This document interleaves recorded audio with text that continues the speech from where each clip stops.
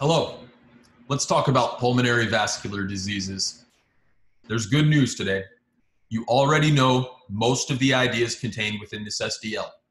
They go back to basic fundamental physiologic topics such as clotting, obstructions, and hypertension. There's also a little bit of immunology at the end of this involved with Goodpasture Syndrome, but it's nothing you haven't seen before. Let's start by discussing pulmonary thromboembolisms. These are clots that make their way into the lungs and cut off blood flow or perfusion, leading to a VQ mismatch, leading to some alveolar dead space, creating a hypoxemia specifically, low blood oxygen content. Now, a pulmonary embolism is going to be a venous clot. Venous clots are not arterial clots, and that's where we will begin. So your arterial system, all the blood going from the left side of your heart throughout your body into capillaries, that's high pressure blood, right? Because your diastolic pressure is always higher than your systolic is always higher than your diastolic. So your arterial system's your higher pressure system. And because it's higher pressure, well, arterial clots are more likely to involve wall damage and endothelial stress. Remember that atherosclerosis also preferentially affects the arterial system, not the venous system. So wall damage is one of three parts of Virchow's triad, the other two being stasis and hypercoagulability. Now, hypercoagulability can predispose you to a clot anywhere really, but stasis, you don't see a lot of stasis in the arterial system. Blood is always moving throughout your highly pressurized arterial vasculature. Where you do see stasis is in the venous system, where things slow down and blood gets a chance to relax for a little bit before it goes back to the heart and gets pumped again. So that large difference between the arterial and venous systems, you have stasis in the venous system, you don't in the arteries, and then you have a lot of wall damage in the arterial system and you don't in the veins. That's going to contribute to the two different types of clots that we see in arteries versus veins. Now, arterial clots are called white clots, and they typically have a lot of platelets involved. And the reason why you see lots of platelets in an arterial clot is because, as we said, arterial clots involve wall damage, and platelets can stick to subendothelial tissue factor and collagen, which get exposed when there's endothelial damage. So because platelets can stick to wall damage, and you have more wall damage in arteries than veins, you have platelets involved in arterial clots. Now, if you don't have any wall damage, there's really not anywhere for platelets to stick to initiate the formation of a clot. And that's what clot formation looks like in the venous system. There's very rarely wall damage in the veins.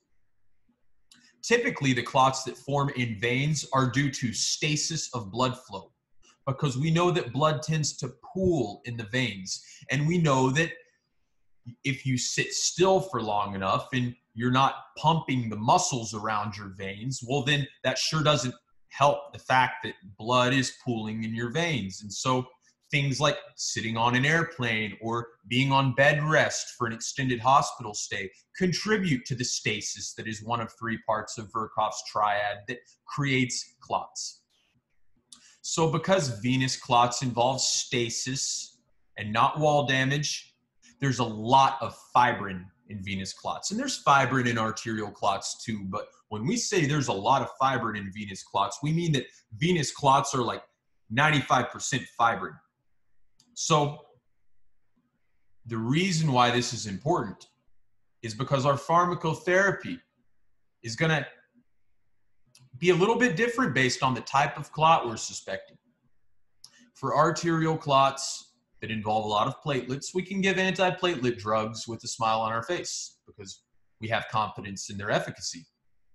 But when we suspect a venous clot and especially in a pulmonary embolism, because those tend to be venous clots, we need to understand that we can't bust that clot with an antiplatelet agent, and we can't prophylax against the formation of such a clot with an antiplatelet agent. Patients who we suspect to be at a high risk for PE need to be on a blood thinner like warfarin or heparin in order to anticoagulate them by inhibiting clotting factors, because clotting factors participate in venous clots. Platelets don't, clotting factors do. And we're going to blow open a PE with TPA, tissue plasminogen activator, which is, well, plasminogen makes plasmin, and what does plasmin do? It cuts apart strands of fibrin. It's your clot buster, clot evaporator, right? So that's the basis of our therapy for a venous clot, and that's the difference between a venous and an arterial clot. Now, these venous clots arise in the femoral and popliteal veins of the legs.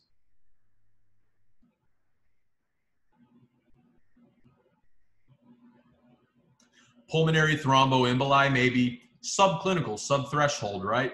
If you get a small embolus, maybe it's not going to occlude a large artery, right? But maybe it'll go to a pulmonary arteriole. And so you may not even notice that you have a tiny pulmonary embolism.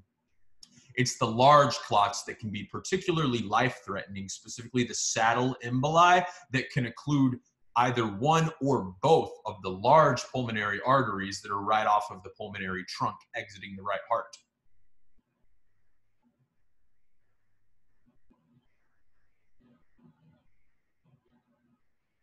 So you understand how a clot can reach the lungs, and you will understand what it looks like grossly and on imaging. I don't need to explain that to you.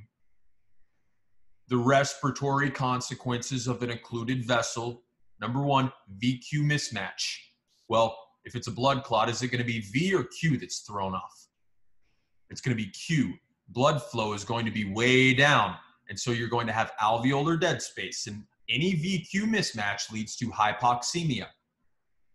Hypoxemia leads to hyperventilation. Your brain recognizes a low oxygen content, and the partial pressure of CO2 in the blood will also go up as a result of hypoxemia, and your brain will recognize that blood gas as well, and it will tell your lungs to breathe faster in an attempt to get more oxygen in and more CO2 out. Again, the main mechanism of hypoxemia, why do you have low blood oxygen? VQ mismatch. A lot of lung pathologies go back to that concept of VQ mismatch. What are the hemodynamic consequences of a pulmonary embolism? Essentially, you get pulmonary hypertension, and that leads to right heart failure.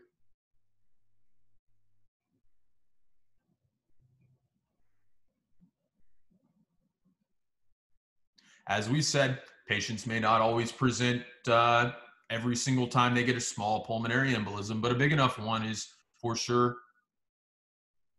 going to mandate an ER visit. This can be a source of instantaneous death and electromechanical dissociation, in which the ECG has a rhythm but no pulses are palpated because no blood is entering the pulmonary arterial circulation. So it's important to recognize the large pulmonary embolism is a source of electromechanical dissociation. Let me see if we can go to Google real quick. When we talk about a large pulmonary embolism, oh,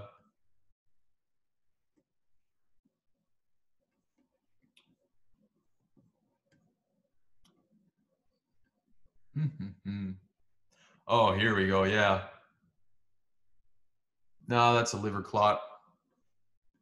I'm trying to find a gross image. These are big old clots, yo. That's what I'm trying to find for you. Here we go. Yeah. So here is the bifurcation of your pulmonary artery. And you see this red clot? That sucker's in both of them.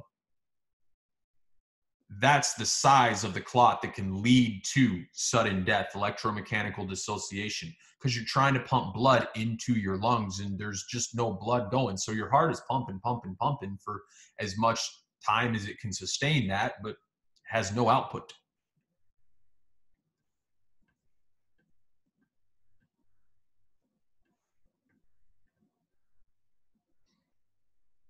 Again, these are giant emboli, very, very large emboli. Here's an example of one. You know, it's going to occlude that whole lumen there. And when we refer to the saddle embolus, we're talking about that bifurcation of the pulmonary arteries. That's what gets occluded. So back to the text. If it does not cause fulminant death, patients may present with hypovolemia, a shock. The blood pressure drops, pulses become faint. Patients cool to the touch because blood is being rerouted to vital organs. Patients got altered mental status because of hypoperfusion of the brain, and then decreased urine output because if they're hypovolemic, then peeing is not the first of their concerns. In terms of lung symptoms, well, due to a clot, you can get a backup of blood, which can cause a very high hydrostatic pressure, which can cause an infarction into the interstitium of the lungs, and then that will present as a hemoptysis. Patient will cough up blood. Dyspnea, shortness of breath, that's more characteristic of the PEs without infarction, or the PEs without massive symptomatology. And then patients could potentially be asymptomatic depending on the size of the clot. So PEs affect the lower lobes, that's important to know. And you're going to see wedge-shaped infarctions, similarly to what you would see in the kidney if an entire segment of the kidney got blocked off, a segmental artery of the kidney. These wedge-shaped infarctions. Again, where's the clot? Before the infarction. And then everything downstream of the clot is what gets infarcted because of hypoxia. And the hypoxia, the ischemia, lack of perfusion downstream from the clot, well, this infarction is a bunch of dead cells, just like a myocardial infarction. So a little bit of gross pathology. Past the 2-day mark, you start to see hemosiderin-laden macrophages within the histology of that infarcted tissue. And then you're going to see scarring, similarly to how you would see scarring within the heart.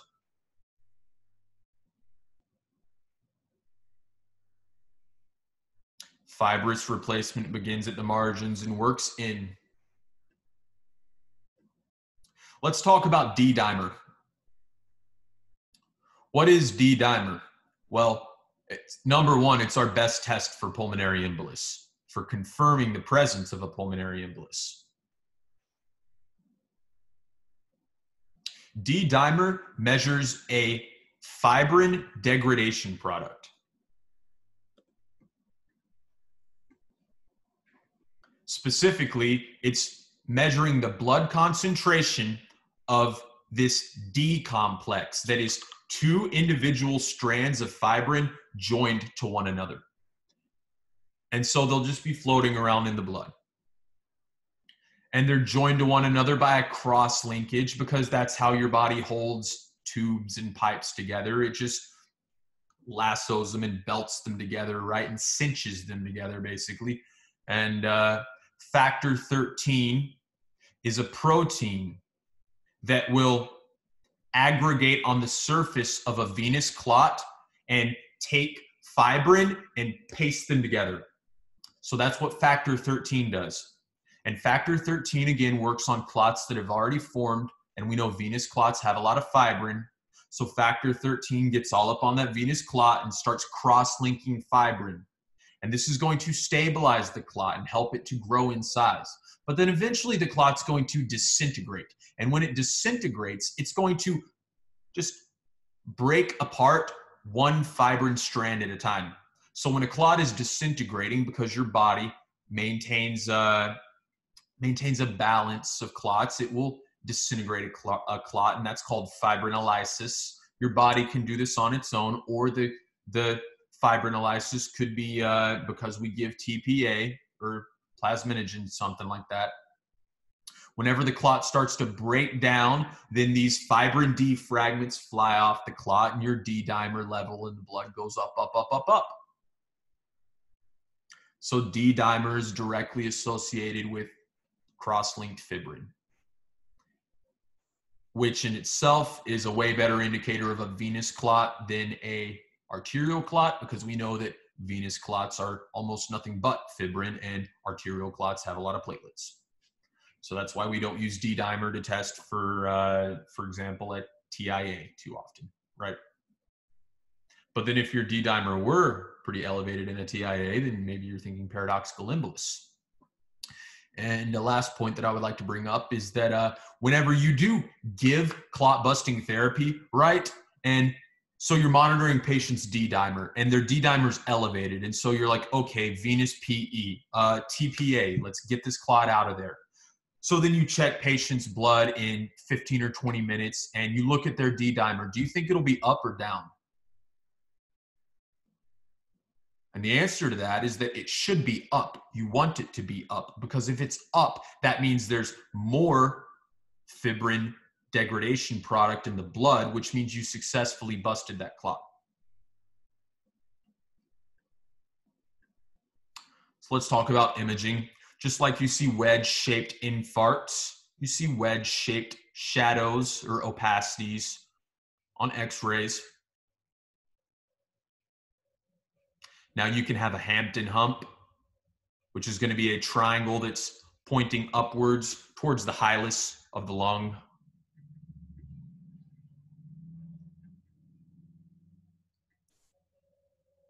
Like that sort of angle there. Or you can have Westermarck sign, which is decreased vascularity, which seems to me as though it would be a lack of a sign, and not a sign in and of itself. But that's for the radiologist. Our preferred imaging modality for seeing a PE is going to be the CTA, and then right behind that's going to be VQ scanning.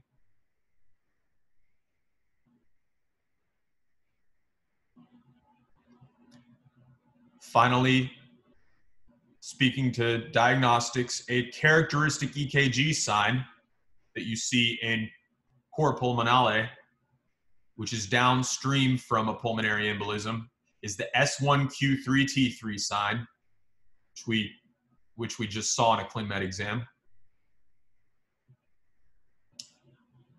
And cor pulmonale is exclusive right heart failure, so right bundle branch block, you should be suspicious of that, or don't be surprised if you find that, rather.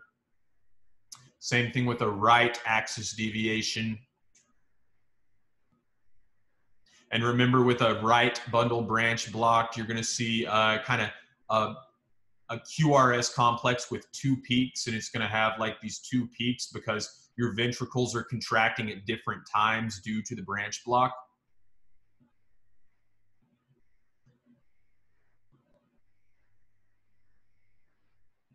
So recognize that. As I brought up before, but didn't exactly explain gracefully, I'll give it another go. So your body can make a clot when it needs to, but it can also break down a clot when it needs to, because if you just went around clotting everything all the time, that would be very bad, because you just have all these occlusions in your blood and then you just fall over and die. So your body can remodel clots. And if you get a thromboembolus inside one of your pulmonary arteries, well, your body recognizes that. And it's going to say, hey, yo, we need this clot gone. And so it will shoot into your bloodstream all these things that bust clots and break clots down. And as a result, if your body does this successfully, well, no more clot. Bye-bye, clot. So it'll just resolve spontaneously without any major symptoms. And that may happen. But if the clot is too big, or if the damage is too acute, well, then the body won't have enough time or ability to set into motion the process of remodeling and thrombolysis, leading to the presentation of pulmonary hypertension. You get the obstruction, hydrostatic pressure builds up behind the obstruction, cor pulmonale, volume overload of the right heart, and then atherosclerosis of the pulmonary arteries. And arteries are prone to atherosclerosis, right?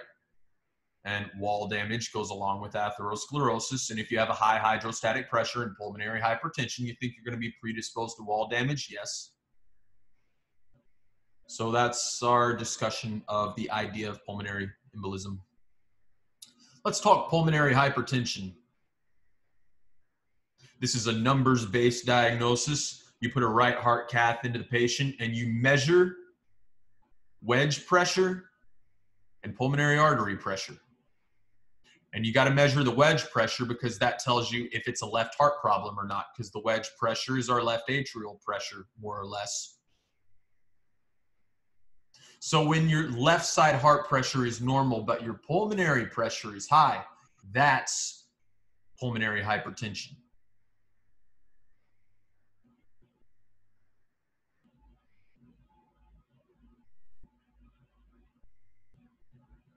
When you're born, everything's vasoconstricted. And then you start breathing, and the presence of oxygen induces the final differentiation of lung tissue. Your lungs really are not formed by the time you're born. And that's a concept that we saw in our bronchiectasis lecture. No. Our respiratory distress syndrome lecture, right? Because infant respiratory distress syndrome, also known as hyaline membrane disease, is an underdevelopment of the lungs, and it's seen commonly in premature infants. And remember that we discussed how prematurity is associated with a underdevelopment of the lungs, right? And so you're not making surfactants, so baby's lungs collapse. So if everything goes well, you start breathing, you get oxygen, and your pulmonary arteries are going to expand and thin out and lower in pressure. And remember, before the baby is born, fluids in the lungs, okay? And you've got hypoxic mediated vasoconstriction, number 2. So as a result, your pulmonary arteries, are they big or small? They're like that, you know? And most of the blood that goes up and tries to get into the lungs is going to get shunted through what? Through a ductus arteriosus, and it's going to go into the descending aorta. So you've got a bypass of the lungs in the fetal circulation. So you take your first breath, and that giant spike in oxygen is part of the stimulus that causes the ductus arteriosus to close and causes the pulmonary arteries to open. And that's what this section of the SDL is saying. When we talk about primary pulmonary hypertension, it's going to be precapillary or postcapillary.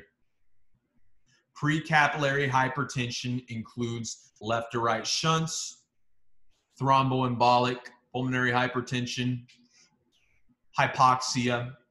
Anytime there's a problem affecting the pulmonary arteries, that's our precapillary hypertension. Now, postcapillary hypertension, you can see that due to a problem that's on the other side of the pulmonary capillaries. So downstream from the pulmonary veins, what's after that? The left side of the heart. So if you've got left-sided heart hypertrophy, or maybe you have a mitral stenosis or regurg leading to a volume overload of the left atria, well, where's that volume go? It backs up into the lungs. Well, there's your postcapillary hypertension. Again, you know all of this already, and you can think through all of it too. Let's talk about what you see, what clinical picture you see with pulmonary hypertension. Oftentimes you don't see anything, right? It's an insidious onset disease, especially when it's involved in left heart failure, that postcapillary version. Patients will notice a gradual onset of exertional dyspnea. They might also have chest pain and syncope as a result of the hypoxemia that comes from impaired lung function, preventing their ability to perfuse their myocardium. You could see a lower extremity edema if it is a postcapillary left heart dependent pulmonary hypertension, because then the volume would just keep backing up into the right side of your heart. Then the volume would just keep backing up into your liver and your venous system, leading to pitting edema, which is a transitate that does not have any protein in it. You're going to see some particular signs anytime you have your right heart failure, secondary to pulmonary causes.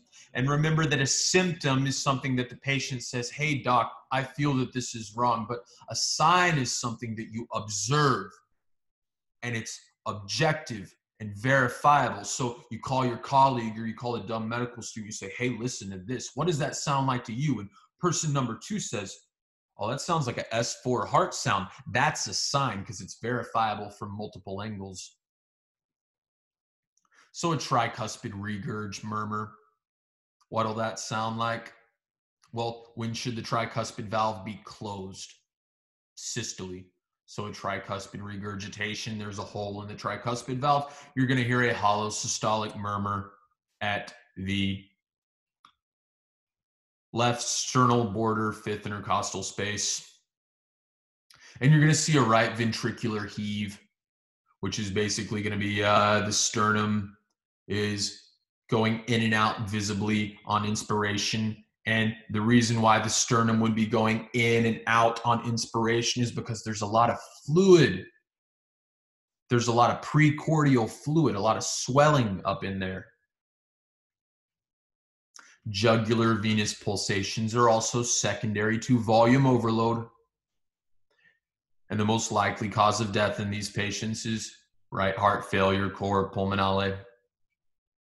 So you don't really see pulmonary hypertension, especially if it's primary pulmonary hypertension, until it gets pretty bad off.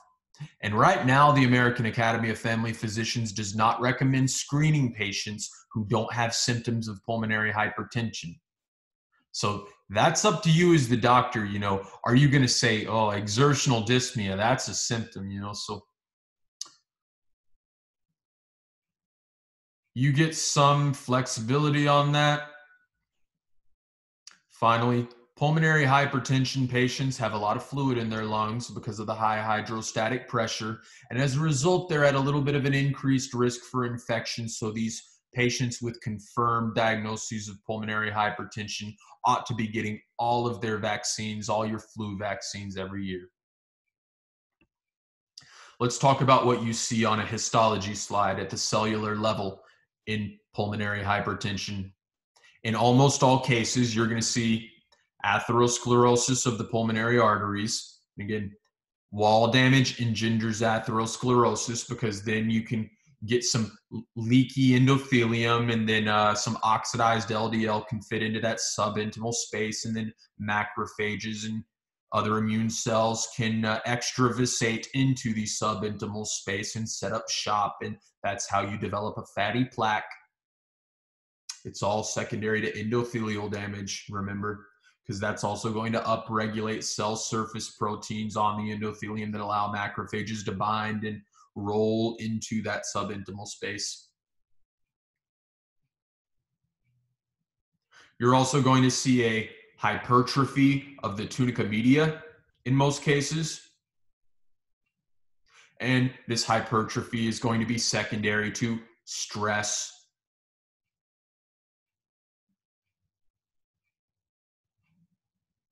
Anytime there's endothelial stress, they secrete growth factors, right? Because anytime any cell is stressed, its first instinct is to grow, because that's what your muscles do in response to stress. That's going to the weight room or going on a run, right? You stress your body, and your body's inert reaction is to grow. And damage and pathology arises when you can't grow too much, and that's the concept of compensation, right? You compensate, you grow as much as you can in the face of a stress, but then if the stress is too stressful, you decompensate, you can't grow anymore. Then you go the other direction and you shrink, because at the cellular level, that's due to a lack of ATP, right? But the medial hypertrophy we're observing in pulmonary hypertension is because that high blood volume in your pulmonary arteries is a push on that smooth muscle tunica media. And just like going to the weight room is going to push your muscles, right? And cause them to hypertrophy. Same thing here in the muscle cells of your arteries. Then finally, that right ventricular hypertrophy, same concept there. When a biological system, be it a cell or a tissue or an organ or a person, is stressed, that system is going to attempt to grow in the face of that stress, to remove whatever is stressing it from its environment. But if that stress persists, well, then that's where you get your cor pulmonale, your RV failure.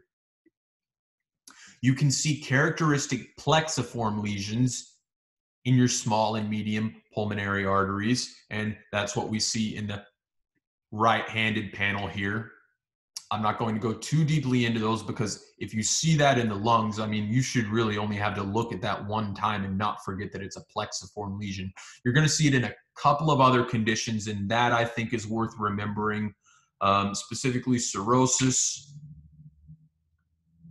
Can be AIDS associated. You can see it with schistosomiasis. Oh yeah, I think you get that from a liver fluke. Diet pills. So a couple other things there, a little bit of a differential. And tying it all together, it's this concept of vascular remodeling. What do your arteries do in response to stress? Well, endothelium gets damaged, so that's how you get macrophages in there. And then smooth muscle multiplies and swells, and that's the medial hypertrophy. And it's this interrelated, dynamic, always moving cell signaling process. Your cells are chirped and they're talking to one another, right? And so when the endothelial says, ouch, that hurts, the smooth muscle says, I got this, right? So they're talking to one another. That's all that it goes back to. Let's talk about causes of pulmonary hypertension. You got idiopathic, which is primary, and then you got lots of varieties of secondary pulmonary hypertension, which is going to be high pressure in the lung circuitry due to a problem somewhere else. So idiopathic pulmonary HTN is your high pressure primary pulmonary hypertension. It's defined as pulmonary artery pressure greater than 25 mils of mercury at rest. Remember that. In the absence of associated causes. So that's what makes it idiopathic. It's a diagnosis of exclusion. You got to rule out everything else before you can call it idiopathic pulmonary hypertension.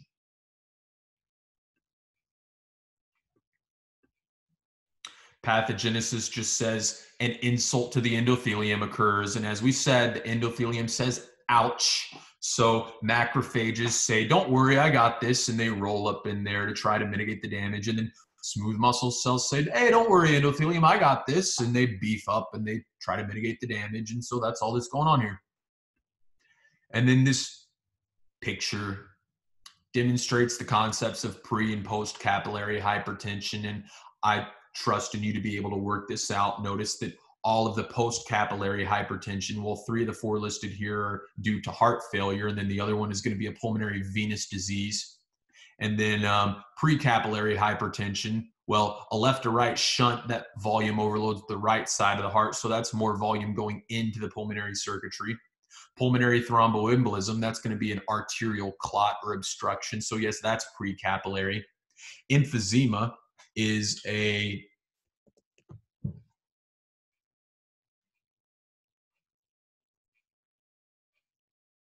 fibrosis of the lungs generally, leading to poor lung filling, right? And so when you have emphysema, your V and your Q are both down in the affected alveoli. And so if you lower the Q going into the lungs, well, then the Q's got to build up somewhere. So emphysema, basically, you're cutting off a bunch of capillary beds, and then the capillary beds that you have left have to accommodate a larger amount of volume to maintain the same cardiac output. So that's precapillary hypertension and emphysema. It's kind of diffuse, and you're knocking off individual alveoli, individual bronchioles, individual arterioles and capillary beds, and the others have to compensate. Hypoxemia. Why is that a precapillary hypertension? Well, because you have low blood oxygen, and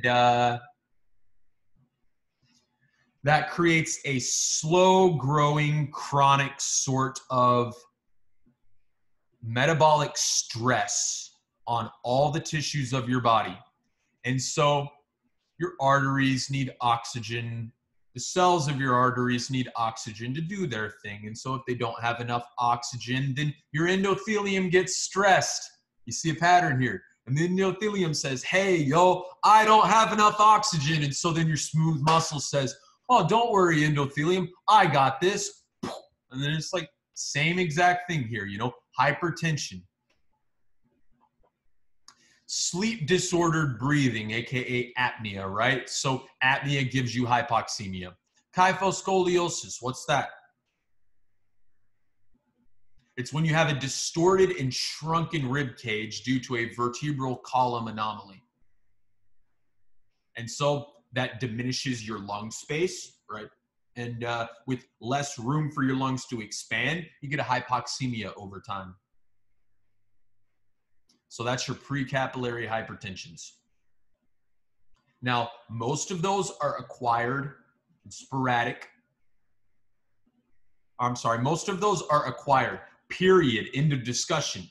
And the only one of these that's not an acquired disease is your idiopathic hypertension, which is a diagnosis of exclusion, meaning that it's your due diligence to rule out all these other causes before you settle upon saying this is idiopathic. So amongst people with idiopathic primary pulmonary hypertension, some people inherit it, and we have not identified the mutation responsible for it yet, really.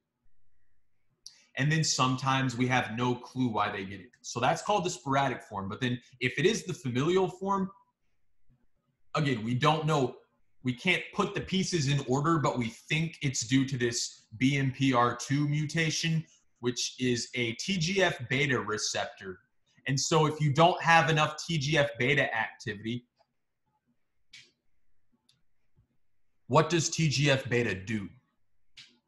It's an anti-inflammatory signaler. So the message that it transmits and the result that it affects at the cellular level is anti-inflammatory. So it's really good to have healthy TGF-beta amounts in your blood in local regions with inflammation. TGF-beta is a stop sign. It stops inflammation. And TGF-beta is also expressed by M2 macrophages. And M2 macrophages are not M1 macrophages. Remember, M1 macrophages are involved in inflammation, but M2 macrophages are the macrophages that you see when everything is chilling out. And M2 macrophages make TGF-beta, and TGF-beta tells fibroblasts and smooth muscles, hey, throw some collagen down. We're done here. No more inflammation. So if you don't have proper TGF-beta signaling due to this receptor defect, well, then inflammation just has a green light. It never gets told to stop because TGF-beta tells inflammation stop right there. So anytime there's that impaired signaling, you can just, you can bank on that smooth muscle hypertrophy. Well, they'll just continue to grow, you know, and so the hypertension will get worse and worse and worse, and it snowballs because you can't tell inflammation to stop. Now let's talk about secondary causes of pulmonary hypertension. Remember, primary is idiopathic, meaning we don't know what causes it. The secondary means we know what the cause is. So first off, you can get pulmonary hypertension due to left heart problems. This can be due to a heart attack. This can be due to a valvular disease. This can be due to myopathy. Congenital heart diseases with particular shunts can also result in pulmonary hypertension. And remember that the congenital heart disease with the left or right shunt is going to actually be an example of a precapillary form of hypertension because it's going to be volume overload on the right side of the heart. You can also get pulmonary hypertension secondary to a disease of the lungs. such as emphysema, like we said. You get emphysema, you start knocking off capillaries. The other capillaries have to accommodate more flow in order to keep the same cardiac output. There's your pulmonary hypertension. Any disorder that produces hypoxemia can result in the constriction of small pulmonary arteries. What's the mechanism for that? Hypoxic-induced vasoconstriction. Reference the physiology lecture that talks about that if you need to brush up on that. Sleep apnea, that gives you a hypoxemia. High altitude, that gives you a hypoxemia. Kyphoscoliosis gives you a hypoxemia. Obesity, that gives you a hypoxemia. You have to do more work to breathe, just to breathe. So you got to use more oxygen. So hypoxemia. This is interesting. Increased calcium entry into vascular smooth muscle cells mediates hypoxic pulmonary vasoconstriction. So I want to kind of connect the dots for you here. First, something happens to make your blood oxygen content go down, and that something is usually a VQ mismatch. Number two, the blood goes all the way back around to your arterial system. And when the blood gets into your pulmonary arteries, well, your pulmonary arteries, all the cells in your arteries need oxygen to make ATP efficiently. And if they can't make enough ATP, what's going to happen to your blood vessels?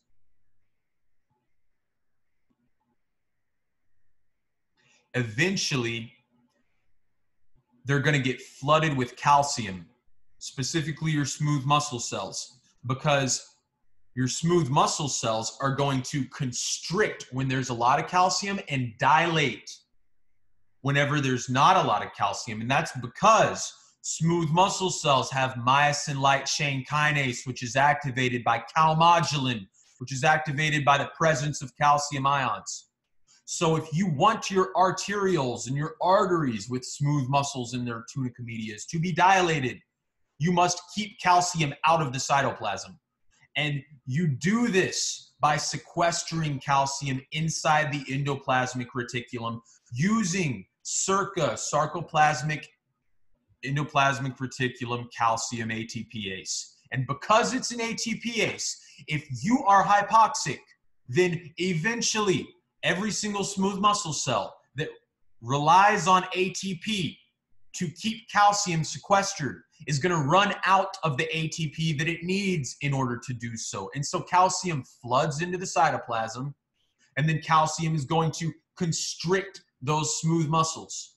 So that's the mechanism by which a generalized hypoxemia can lead to a global, not just in your lungs, but you just see it in your lungs first, you know. But the hypoxemia is going to lead to that hypertension because of smooth muscle constriction.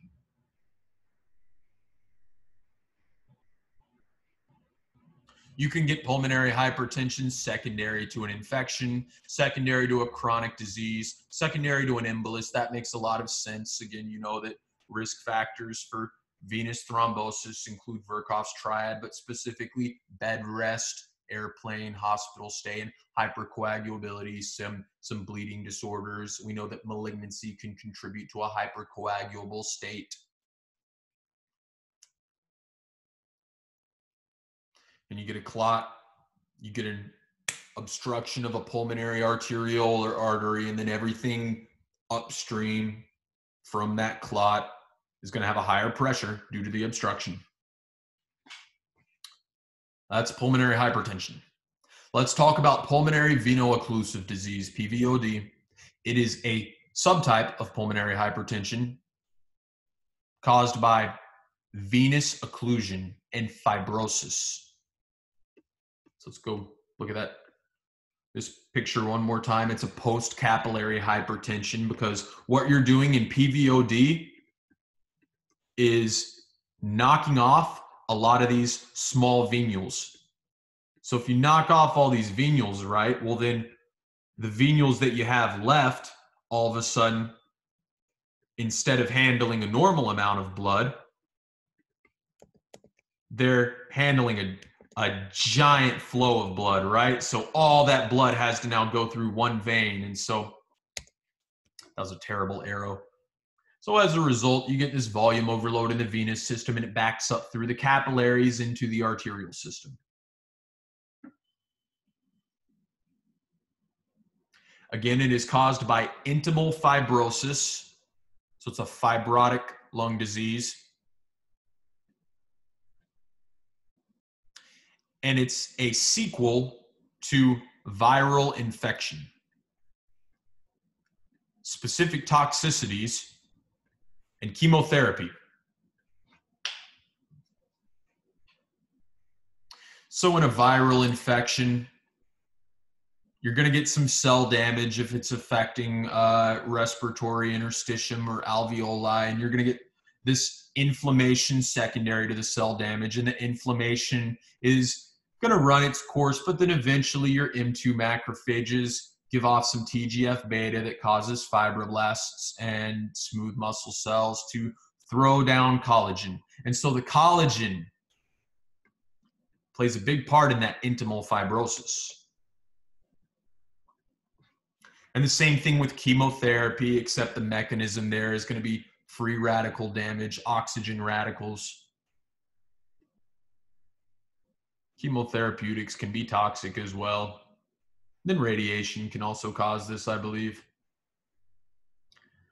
PVOD, venous occlusive disease, has an inherited component sometimes due to mutations in the EIF2AK4 gene. So that's a familial subset of pulmonary veno-occlusive disease. Or it can be acquired, as we said, due to chemotherapy, exposures such as organic solvents and cigarette smoking. So I know it's not exactly the most entertaining material in the world to learn, but boards and our exams in-house love to test these tiny little details. So just give it a once over one more time after this.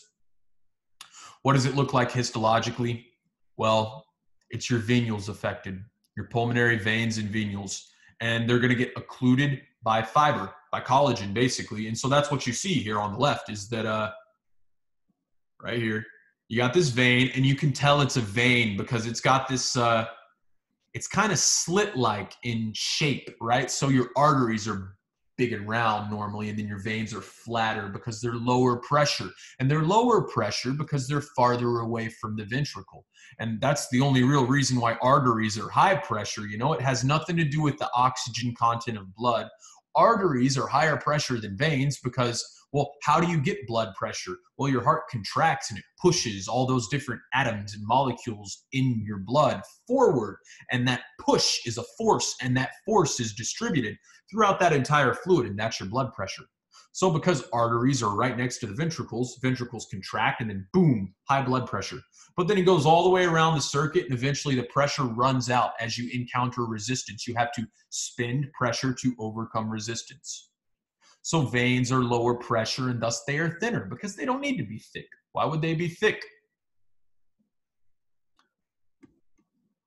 So you're looking at the histology of this particular disease, and you see that these things are just folded in and collapsed on themselves.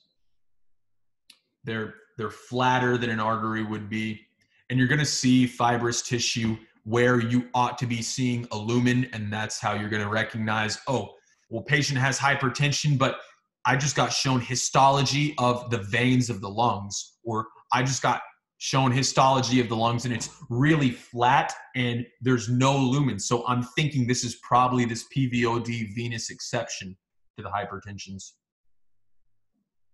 Patient may cough up blood due to pulmonary hemorrhage.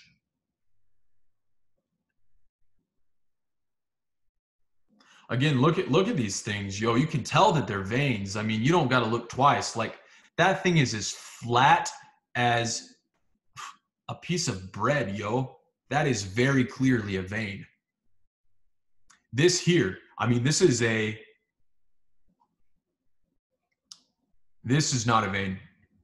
And you can tell it's not a vein because it's got a big, thick lumen to it, okay? So even though this is flatter, like in shape, you've got an internal and an external elastic lamina to it, right? And so everything in the middle of that lamina is going to be smooth muscle. And then you got a big fat adventitia around it too. And then your intima is going to be like right there. So you got your 3 arterial layers basically, and it's thick enough to be considered an artery there. You can tell that's an artery. And then here, look at the pulmonary vein. Yeah, you see some elastin too, but like, do you see any tunica media? No. Do you see any adventitia? No. That elastin is like 1 cell layer thick. So because it's so thin, you can tell you're looking at a vein here versus an artery on the lower left. And then going back up here, again, what do we see? See a really thin intima with a little bit of a adventitia around it, but not a lot. And you really don't see a tunica media here. And then here on the right, you can tell that the middle of this vein is just occluded by a bunch of fibrous tissue, which matches what we know the pathophys of PVOD to be. So again, you've seen veins before, you've seen arteries before. This is not new to you. You know this. How do these patients present? Well, very similarly to patients with any sort of pulmonary hypertension, right heart volume overload and a lower cardiac output in most cases, leading to cyanosis. You're going to hear a loud S2 pulmonic component due to high pressures. You're going to hear an S4, which is always going to be your ventricular noncompliance murmur. And specifically, it's going to be a right-sided S4 because there's too much volume in the right heart, so it's not clearing it. So basically, we don't really measure the ejection fraction of the right heart, but if you measured the ejection fraction of a right heart, a right ventricle in a patient with pulmonary hypertension, it'd be pretty low. It'd be like 40 or less than that even in some cases.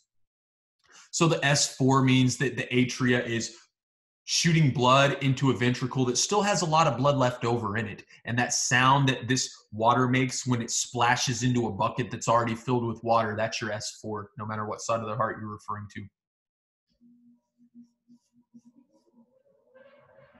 I'm sorry, I got that totally wrong. I just talked about an S3. S4 is when the ventricle can't expand properly. I'm all sort of messed up. S3 and S4 are really similar. Disregard my comments. I'm sorry to have butchered that. You can see a tricuspid regurgitation makes sense, right-sided heart failure. And then the definitive diagnosis of this, okay, here's the good news. Here's some really good news. You can't diagnose PVOD without histology. So you're going to see histology of some sorts on the exam if it is PVOD. Now, your differential for PVOD and for most pulmonary hypertensions is going to be acute respiratory distress, and that's something you have to rule out because you're going to see some degree of alveolar edema in both, leading to ground glass opacities. And ground glass opacities are like dots that are just lit up. And so because they're dots, they're individual alveoli that are filling with fluid. And the fluid's there because of a high hydrostatic pressure. We diagnose this with a right-sided heart cath as well. Going back to where we started here, you've got to have an elevated pulmonary artery pressure and a normal left-sided heart pressure.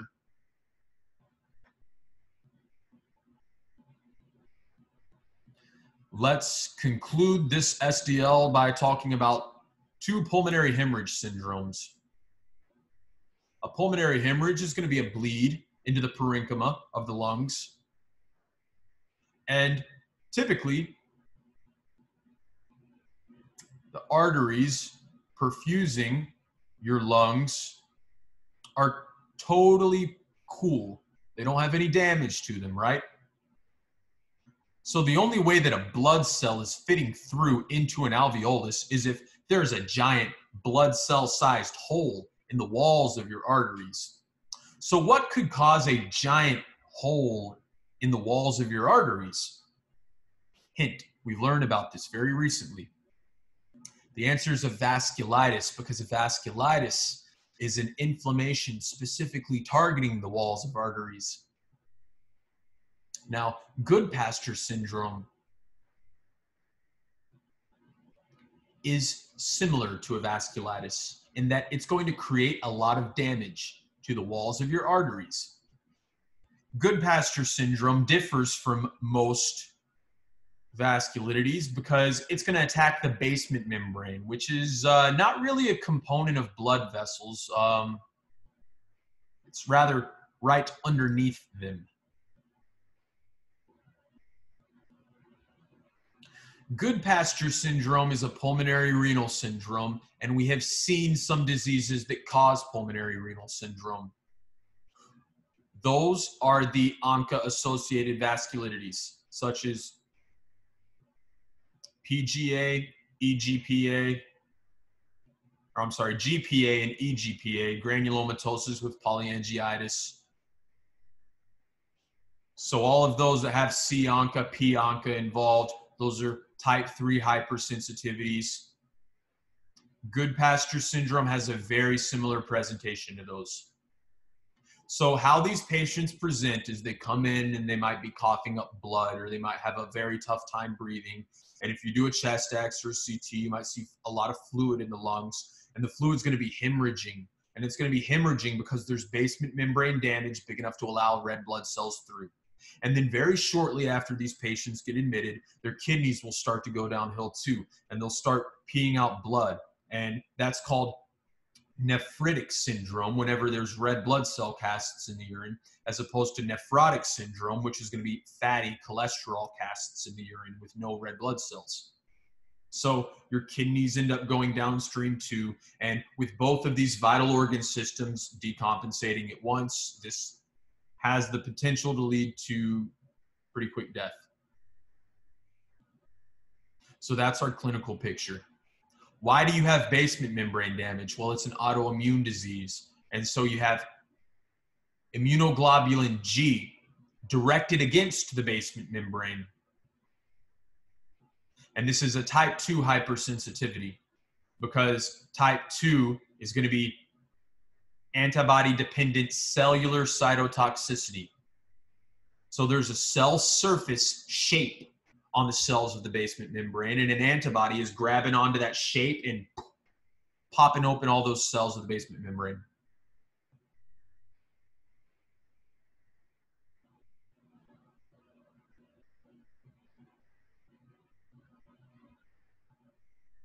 Let me walk that back a little bit. I don't think your basement membrane is cellular. I think it's just made out of a bunch of fibers, right? But even still, if you get antibodies sticking on to your acellular basement membrane, well, then the immune cells that react to the antibodies are just going to melt the thing, you know, like it's plastic in a microwave.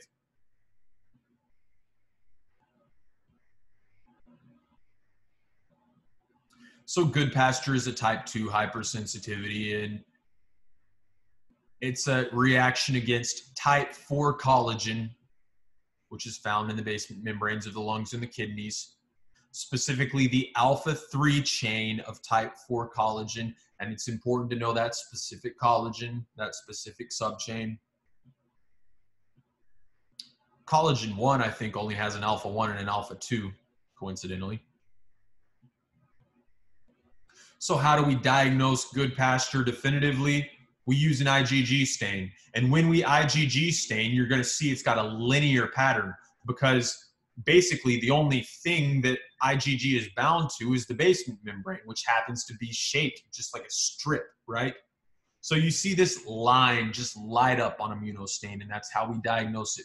And that's also coincidentally what differentiates this from your oncovasculitides, because if you remember about those, we go to stain and oncovasculitis for immunoglobulin, and we don't see an immunoglobulin.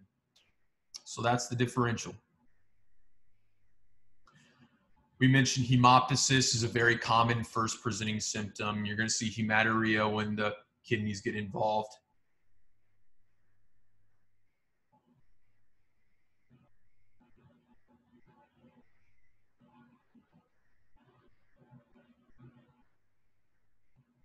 You see diffuse pulmonary hemorrhage, non-discriminating. It doesn't care what part of the lung it is. If it sees basement membrane, that IgG against type 4 collagen alpha-3 subunit, it's latching on. So you see blood everywhere in the lungs. And then you end up seeing blood everywhere in the kidneys too, and it causes a crescentic glomerulonephritis. And you really ought to be recognizing what this is, because we have seen this crescentic glomerulonephritis in the ANCA-associated vasculitides. And as I said, the big difference is that, well, when you go to immunostain the ANCA-associated GPA, EGPA, you don't see anything. But you go to immunostain Goodpasture syndrome, and man, it lights up. So pulmonary renal involvement, linear IgG staining, it's a type 2 hypersensitivity, and the basement membrane gets shredded because of these antibodies against collagen type 4. Anytime you cough up blood, it's because macrophages have a lot of hemosiderin in them. We believe that there's some sort of exposure that gets the ball rolling downhill for Goodpasture's. Influenza has been correlated, organic solvents, hydrocarbons, so smoking, exposure to metal dusts, and herbicides.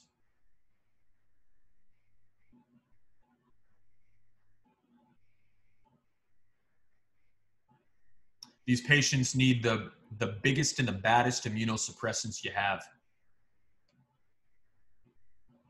Finally, idiopathic pulmonary hemosiderosis. If it's idiopathic, we have no clue why it's there. And if it's a pulmonary hemosiderosis, it means that there's a lot of bleeding that's been going on in these lungs. But again, it's idiopathic. We don't know why it's there. So how do you differentiate this from Goodpasture?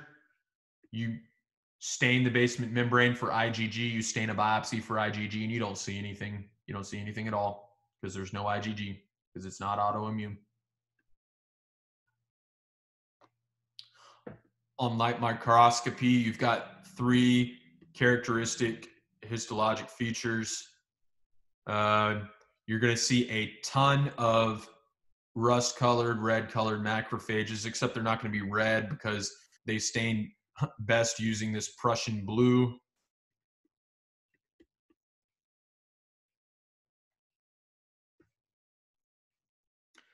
Alveolar walls are thickened. Interstitium contains collagen.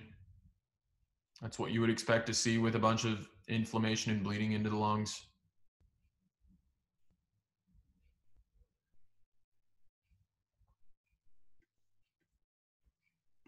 Patient presents with dyspnea, coughs up blood. You might get an anemia. Ground glass attenuation, what does that represent? Fluid in the alveoli. And we're going to treat with prednisone. So I highly doubt you're going to see a test question on idiopathic pulmonary hemosiderosis, just because, like, I'm looking at it and it's like, what do you ask about that, you know? So that is pulmonary vascular disorders.